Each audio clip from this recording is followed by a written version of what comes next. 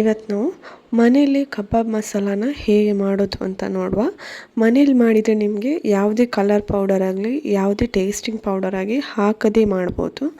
ಬೇಕಾದಾಗ ನಮಗೆ ಮನೆಯಲ್ಲೇ ಮಾಡಿ ತಿನ್ಬೋದು. ನಿಮಗೆ ಹೋಟೆಲ್ ಸ್ಟೈಲ್ನ ಟೇಸ್ಟ್ ಮನೆಯಲ್ಲೇ ಸಿಗುತ್ತೆ. ಇವಾಗ ನಾವು ಇದನ್ನು ಹೇಗೆ ಮಾಡೋದು ಅಂತ ನೋಡ್ಕೊಳ್ಳುವ. ಮೊದಲಿಗೆ ನಾನಿಲ್ಲಿ ಒಂದು 10 ಬ್ಯಾಡಗಿ ಮೆಣಸನ್ನು ತಗೊಂಡಿದ್ದೀನಿ. ಇಲ್ಲಿ ನಾನು ಗುಂಟೂರು ಮೆಣಸನ್ನು ತಗೋತಾ ಇಲ್ಲ. ನೀವು ಇದನ್ನು ಒಂದು ನೀರಲ್ಲಿ ಹಾಕಿಡಿ. ಅಟ್ಲೀಸ್ಟ್ ಒಂದು ಅರ್ಧ ಗಂಟೆ ಆದರೂ ಹಾಕಿಡಬೇಕು. ಅದು ನೆನಿಬೇಕು. ಆವಾಗ ನಿಮಗೆ ಪೇಸ್ಟ್ ಒಳ್ಳೆ ಗ್ರೈನ್ ಆಗುತ್ತೆ. ನಂತರ ಇವಾಗ ಇಲ್ಲಿ ಅರ್ಧ ಗಂಟೆ ಆಗಿದೆ. ಇವಾಗ ನಾನು ಆವಾಗಲೇ ನೆನೆ ಹಾಕಿದ ಬ್ಯಾಡಗಿ ಮೆಣಸನ್ನು ಗ್ರೈಂಡ್ ಮಾಡಲಿಕ್ಕೆ ಹಾಕೋತಾ ಇದ್ದೀನಿ. ನೀವು ಅದನ್ನು ಒಳ್ಳೆ ರೀತಿಯಲ್ಲಿ ಗ್ರೈಂಡ್ ಮಾಡ್ಕೋಬೇಕು. ಅದು ತರಿಯಾಗಿರಬಾರ್ದು. ನಂತರ ಇಲ್ಲಿ ನಾನು ಒಂದು 10 ಎಸಳು ಬೆಳ್ಳುಳ್ಳಿಯನ್ನು ಹಾಕ್ಕೊಂಡಿದ್ದೀನಿ. ಒಂದು ಸಣ್ಣ ಶುಂಠಿಯನ್ನು ಹಾಕ್ಕೊಂಡಿದ್ದೀನಿ. ಹಾಗೆ 1 ಸ್ಪೂನು ಕೊತ್ತಂಬರಿ ಕಾಳನ್ನು ಹಾಕ್ಕೊಳ್ತಾ ಇದ್ದೀನಿ. ನಂತರ ಇದಕ್ಕೆ ಒಂದು ಸ್ಪೂನು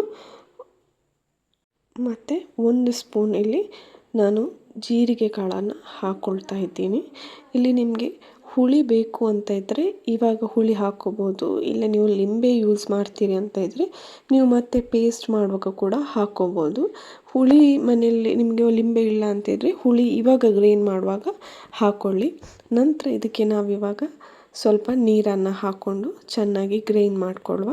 ನೀರು ತುಂಬ ಹಾಕ್ಕೊಳ್ಳಿಕ್ಕೆ ಹೋಗಬೇಡಿ, ಸ್ವಲ್ಪ ಹಾಕ್ಕೊಂಡು ಗ್ರೈಂಡ್ ಮಾಡ್ಕೊಳ್ಳಿ. ನೀರಿದ್ದರೆ ಅಷ್ಟೇ ಹಾಕ್ಕೊಳ್ಳಿ. ಯಾಕಂದರೆ ಮತ್ತೆ ನಾವು ಮಸಾಲಕ್ಕೆ ಚಿಕನ್ ಹಾಕಿದಾಗ ಅದರಲ್ಲಿ ನೀರಿದ್ದರೂ ಸಹ ಅದಕ್ಕೆ ಮಿಕ್ಸ್ ಆಗುತ್ತೆ.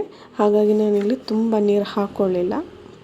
ಇವಾಗ ನೋಡ್ಬೋದು ನೀವು ಮಸಾಲ ಒಳ್ಳೆ ಪೇಸ್ಟ್ ಆಗಿದೆ. ಈ ಥರ ಗ್ರೈಂಡ್ ಆಗಬೇಕು, ತರಿಯಾಗಿರಬಾರ್ದು. ಒಂದು ವೇಳೆ ತರಿಯಾಗಿದ್ದರೆ ಅದು ನಿಮಗೆ ಚಿಕನ್ನಿಗೆ ಅಷ್ಟು ಮಸಾಲ ಹಿಡಿಯಲ್ಲ.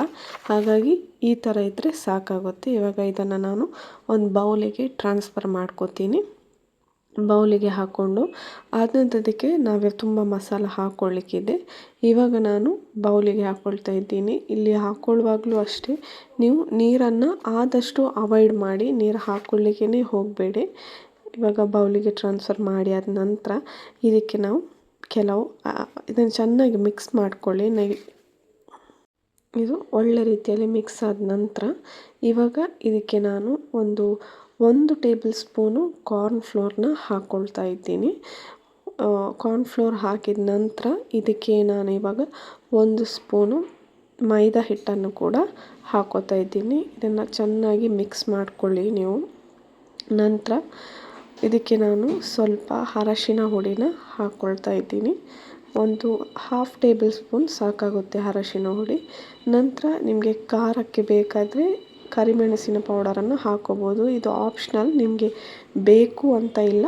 ಬೇಕು ಅಂತ ಇದ್ದರೆ ಹಾಕ್ಕೊಳ್ಳಿ. ನಂತರ ಇದಕ್ಕೆ ನಾನು ಸ್ವಲ್ಪ ಗರಂ ಮಸಾಲಾನ ಹಾಕ್ಕೊಳ್ತಾ ಇದ್ದೀನಿ. ಹಾಕ್ಕೊಂಡು ನಂತರ ಇದಕ್ಕೆ ನಾವು ಸ್ವಲ್ಪ ಉಪ್ಪನ್ನು ಹಾಕ್ಕೊಳ್ಳುವ.